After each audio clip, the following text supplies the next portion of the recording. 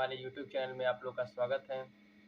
तो आज हम कक्षा 12वीं के व्यवसाय अध्ययन ठीक वो स्टार्ट करेंगे, वही चैप्टर नंबर 1। तो इसको पढ़ने के पहले इसके हम देख लेते हैं एग्जाम में कितने कितने नंबर के क्या आएंगे। ठीक, चलो देखते हैं।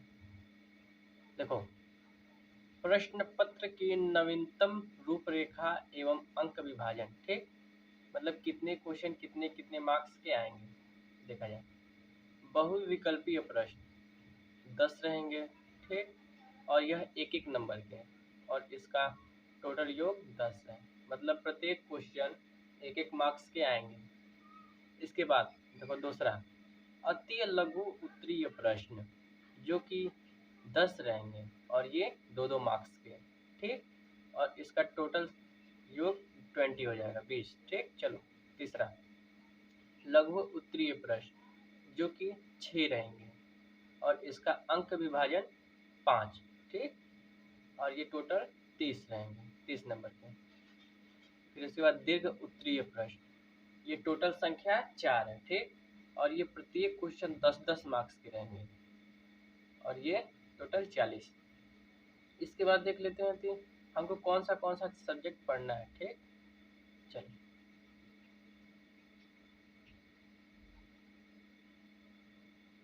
देखो, भाग 1 में हम सबको कौन कौन पढ़ना है। प्रबंध के सिद्धांत और कार्य। पहला देखो, प्रबंध की प्रगति एवं महत्व। दूसरा, प्रबंध के सिद्धांत। तीसरा, नियोजन। चौथा, संगठन। पांचवा, नियुक्तिकरण। छठवां, निर्देशन। अब इसके बाद भाग 2, व्यवसाय वित्त एवं विपणन। देखो, सातवां, व्यवसायिक वित्त। आठवां, वित्तीय बाजार। नौवां, उपभोक्ता संरक्षण। ठीक, अब चलते हैं एक एक मार्क्स का, मतलब ये पढ़ने बहुविकल्पी। पहले बहुविकल्पी देखेंगे, फिर उसके बाद अति लघु उत्तरीय प्रश्न, फिर लघु उत्तरीय प्रश्न, फिर दीर्घ उत्तरीय प्रश्न। तो हम प्रारंभ करते हैं चैप्टर नंबर 1 से और उसके बहुविकल्पी से। प्रबंध की प्रकृति एवं महत्व। ठीक, तो बहुविकल्पीय प्रश्न 1 अंक के आएंगे, ये तो बताए ही थे। चलो प्रश्न नंबर पहला देखते हैं। निम्नलिखित में से प्रबंध का कार्य नहीं है, मतलब निम्नलिखित में से प्रबंध का कार्य नहीं है। पहला मतलब क, नियोजन। ख, नियंत्रण। ग, नियुक्तिकरण और घ, सहयोग। तो उत्तर इसका सहयोग होगा, ये घ वाला। ठीक, दूसरा प्रश्न नंबर, प्रबंध है। प्रबंध विज्ञान है, प्रबंध कला है, प्रबंध कला एवं विज्ञान दोनों है, इसमें से कोई नहीं। तो जो प्रबंध है वो कला एवं विज्ञान दोनों है। ठीक, अब चलते हैं प्रश्न नंबर तीसरा, जो साधन किसी विशेष कार्य को करने के लिए आवश्यक धन, माल, उपकरण व मानव संसाधन होते हैं कहलाते हैं। क, आगत साधन। ख, निर्गत साधन। ग, मतलब क आगत साधन भी है और दोनों मतलब निर्गत साधन भी है। ठीक, और घ इसमें से कोई नहीं। तो जो इसका आंसर होगा वो आगत साधन। ठीक, ऑप्शन नंबर क। अब चलते हैं चौथा पे, कुशलता का अर्थ है। ठीक, क देखते हैं, कार्य को अनुचित ढंग से अधिकतम लागत पर करना। ख, कार्य को उचित ढंग से न्यूनतम लागत पर करना।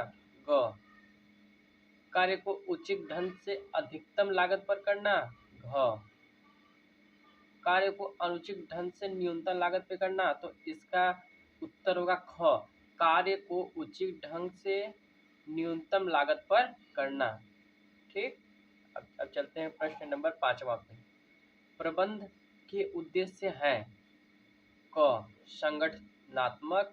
ख, सामाजिक। ग, व्यक्तिगत। घ, ये सभी। तो जो इसके उत्तर होंगे ये तीनों अर्थात ये सभी होंगे। ठीक, प्रश्न नंबर 6, निर्देशन के मूल तत्व हैं, मतलब निर्देशन के मूल तत्व हैं। क अभिप्रेरणा, ख नेतृत्व, ग क व ख दोनों अर्थात अभिप्रेरणा भी है और नेतृत्व भी है, और घ इसमें से कोई नहीं। तो जो इसका उत्तर होगा, मतलब जो निर्देश के मूल तत्व ये दोनों है, क व ख दोनों, अभिप्रेरणा भी है और नेतृत्व भी है। तो यदि ऑप्शन या कभी एग्जाम में आ जाए तो आप लोग ये ध्यान रखिएगा, जो निर्देशन के मूल तत्व हैं वह अभिप्रेरणा भी है और ये नेतृत्व भी है। चलो ऑप्शन नंबर 7वां देखते हैं।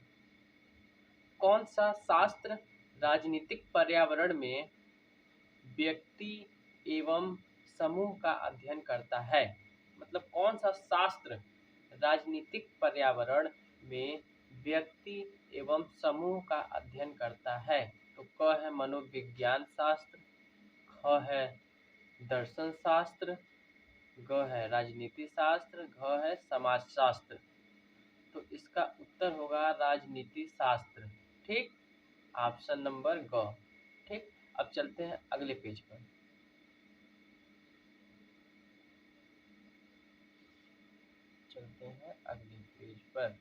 चलो देखो, ऑप्शन नंबर 8वां, उच्च स्तरीय प्रबंध के अंतर्गत किन कार्यों को सम्मिलित किया जाता है? मतलब उच्च स्तरीय प्रबंध के अंतर्गत किन कार्यों को सम्मिलित किया जाता है? तो नीतियों का निर्धारण, ख क्रियाओं का निर्धारण, ग उद्देश्यों का निर्धारण, या ये सभी। तो इसका जो उत्तर होगा ये सभी, मतलब कि उच्च स्तरीय प्रबंध के अंतर्गत किन कार्यों को सम्मिलित किया जाता है? तो इन तीनों कार्यों को सम्मिलित किया जाता है। जो क है नीतियों का निर्धारण, ख क्रियाओं का निर्धारण, ग उद्देश्यों का निर्धारण, मतलब ये तीनों कार्यों को सम्मिलित किया जाता है। तो यदि एग्जाम में आए तो आप ये सभी पर क्लिक करेंगे या टिक करेंगे। प्रश्न नंबर 9, वह शास्त्र जो मनुष्य एवं अन्य जीवों के व्यवहार का मापन करता है और कभी-कभी उसमें परिवर्तन भी ला देता है, कहलाता है, क्या कहलाता है? मनोविज्ञान शास्त्र, समाज शास्त्र, दर्शन शास्त्र या राजनीति शास्त्र। तो उसका आंसर क मनोविज्ञान शास्त्र। ठीक, अगले प्रश्न पे चलते हैं। प्रश्न नंबर 10वां, प्रबंध का सार है। प्रबंध का सार है। क नियोजन, ख संगठन, ग स्टाफिंग, घ समन्वय। जो प्रबंध का सार है वो समन्वय है। ठीक, इसी के साथ बहुविकल्पीय प्रश्न खत्म हुआ। और ये जो प्रश्न नंबर 10वां है यह मोस्ट इम्पॉर्टेंट है, यह 2023 के बोर्ड में आने का चांस है। ठीक, इसलिए इसको आप थोड़ा ध्यान दीजिएगा। अब इसी के साथ हम चलते हैं अगले प्रश्न पे।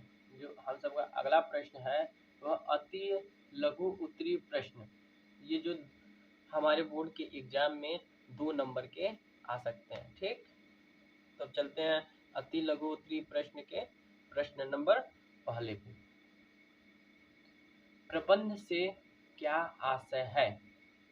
ठीक, प्रबंध से क्या आशय है?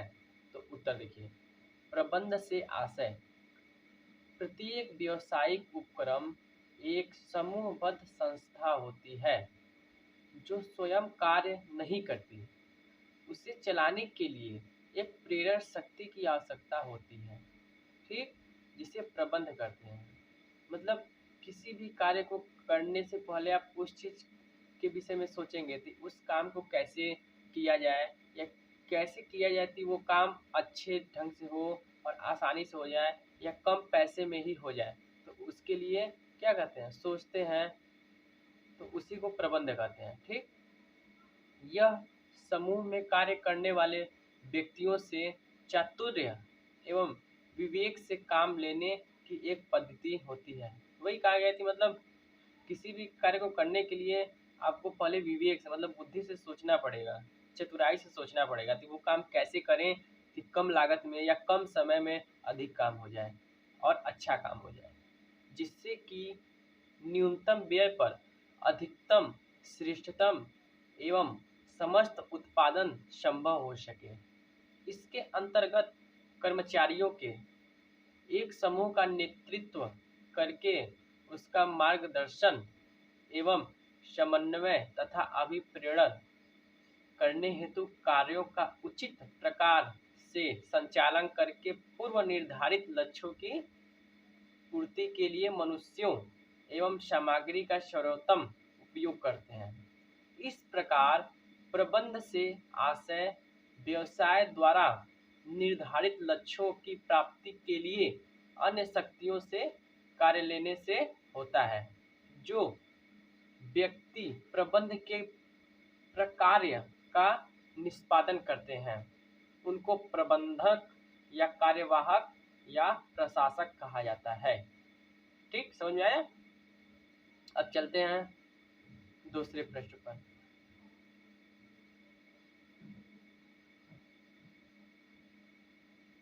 प्रश्न नंबर दूसरा, प्रबंध को बहुआयामी अवधारणा क्यों माना जाता है?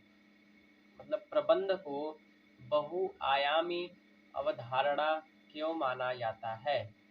तो इसका उत्तर है प्रबंध को बहुआयामी अवधारणा इसलिए माना जाता है क्योंकि यह संगठन के उद्देश्यों की प्राप्ति है, उद्यम के संसाधनों का कुशलता और प्रभावी ढंग से नियोजन, संगठन, अभिप्रेरण एवं नियंत्रण की प्रक्रिया है।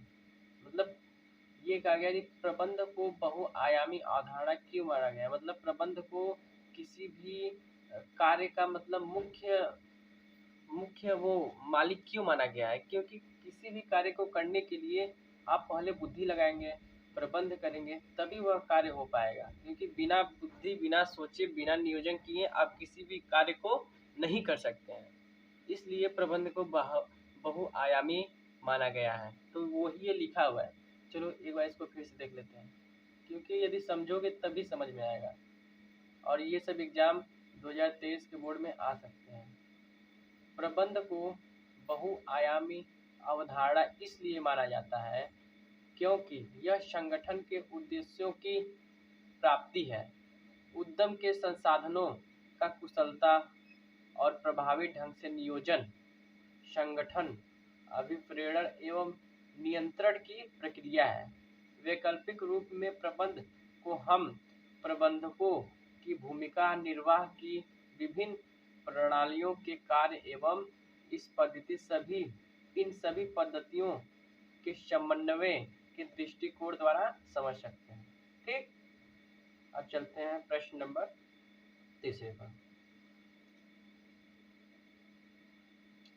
प्रबंध एक प्रक्रिया है, स्पष्ट कीजिए।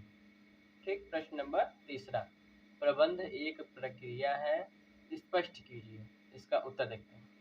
प्रबंध वह प्रक्रिया है जिसमें मानवीय और भौतिक संसाधनों के नियोजन,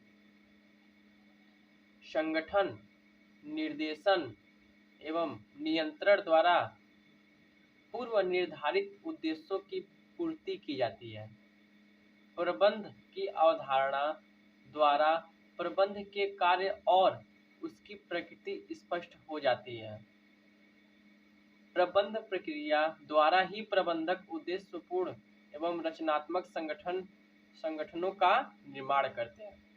ठीक है, अब चलते हैं प्रश्न नंबर चौथे पर। समन्वय का अर्थ बताइए। ये बहुत इंपॉर्टेंट है, ये इस बार के एग्जाम में आ सकता है, समन्वय के रिलेटेड प्रश्न, इसलिए समन्वय को बहुत अच्छी तरह से समझिएगा। चलो चलते हैं। समन्वय वह शक्ति है जो प्रबंध के अन्य सभी कार्यों को एक दूसरे से बांधती है। मतलब समन्वय वह शक्ति है जो प्रबंध के अन्य सभी कार्यों को एक दूसरे से बांधती है। समन्वय एक ऐसा सूत्र है जो संगठन के कार्य में लगातार निरंतरता बनाए रखने के लिए क्रय, उत्पादन, विक्रय तथा वित्त जैसे सभी कार्य को बांधे रखता है। समन्वय को अक्सर प्रबंध का एक भिन्न कार्य माना जाता है, परंतु यह प्रबंध का सार है। ये जो लिखा हुआ है, परंतु यह प्रबंध का सार है, ये 1 नंबर में भी आ सकता है और यह कई बार पूछ चुका है कि प्रबंध का सार है, तो उसमें एक समन्वय दिया होगा, 3 अन्य दिए होंगे, तो उसमें से यदि आप लोग को पता होगा कि प्रबंध का सार समन्वय है तो आप लोग 1 नंबर आसानी से पा सकते हैं। इसलिए इस पे थोड़ा ध्यान दीजिएगा, क्योंकि यह संगठन के सामूहिक लक्ष्यों को प्राप्त करने के लिए किए गए व्यक्तिगत प्रयासों में एकता लाता है। चलो अब चलते हैं क्वेश्चन नंबर 5वां पे।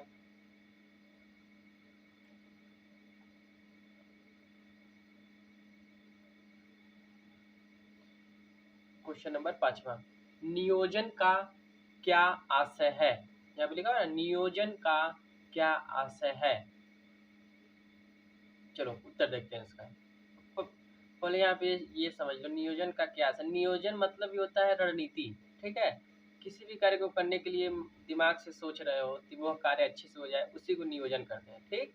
चलो इसको पढ़ते हैं, देखते हैं फिर क्या लिखा हुआ है। नियोजन एक ऐसी बौद्धिक प्रक्रिया है, मतलब नियोजन एक ऐसी बौद्धिक मतलब दिमागी, ठीक, बौद्धिक प्रक्रिया है जिसका अर्थ कोई भी कार्य करने से पहले सोच विचार करने से है।